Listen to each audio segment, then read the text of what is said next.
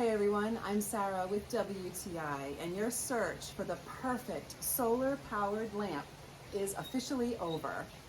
I want to introduce you to this solar-powered light from Espird. It's a floor lamp with a sturdy base, but it converts to 3 different sizes. So you have a table lamp, a medium-sized floor lamp, or a taller floor lamp. So that's like 3 lamps in one. This solar power light is also rechargeable. So if solar power is not working out for you on a particular day, you can simply plug this in and charge it.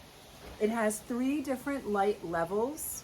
I am so blown away by how powerful this solar powered lamp is. Cordless, rechargeable, adaptable in height, 3 lamps in one. You can't get better than that. I can read outside by my patio with just this one light source. Then I can adapt it and put it on my table for dinner outside under the stars. Whatever your needs are, whether you want to keep this lamp in your camper, whether you want to use it on your patio, or have a backup plan in case you lose power, this lamp literally has it all. It can be left outside in the rain. It's got a really sturdy base, especially on the floor lamp model, and I love the fact that it has 3 light levels.